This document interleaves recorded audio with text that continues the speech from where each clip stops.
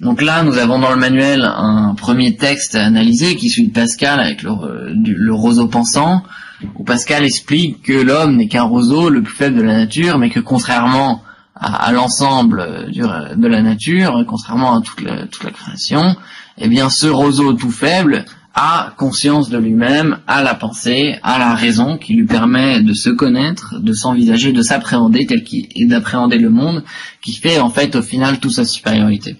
Donc vous pourrez étudier cet extrait et toute sa longue explication dans le manuel imprimé.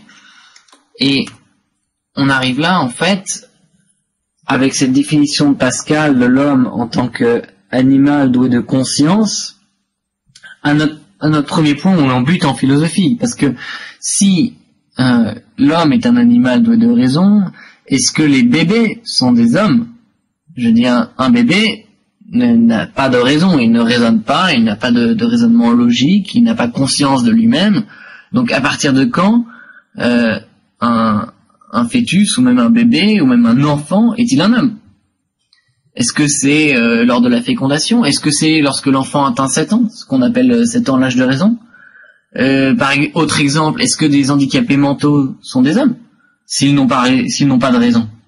Et oui, ça paraît extrêmement choquant. Mais si l'on dit que les hommes c'est un animal doué de raison, avec cette définition, un handicapé mental n'est pas un homme.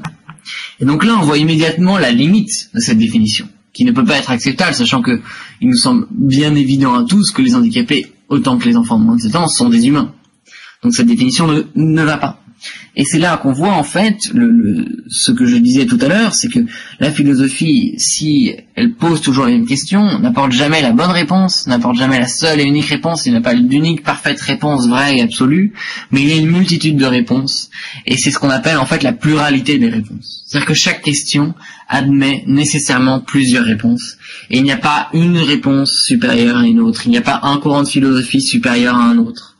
C'est que toute vérité, en fait, au final, est issue d'un dialogue entre la raison, le réel, entre différents courants de philosophie, entre différents auteurs, entre différentes idées, hypothèses et arguments.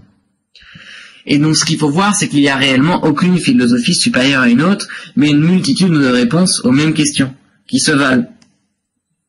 Il n'y a pas une vérité, mais plusieurs vérités.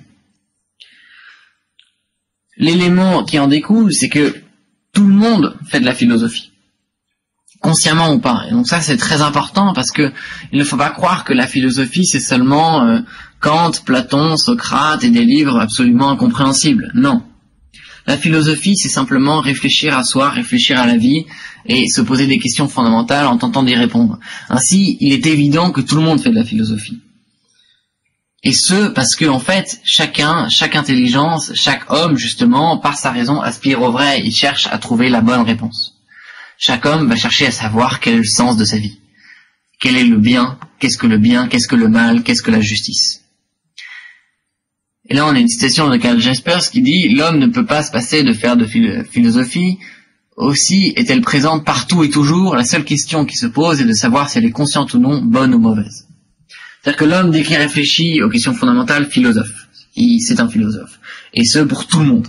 Et que même ne pas faire de philosophie, c'est de la philosophie. C'est une philosophie de vie.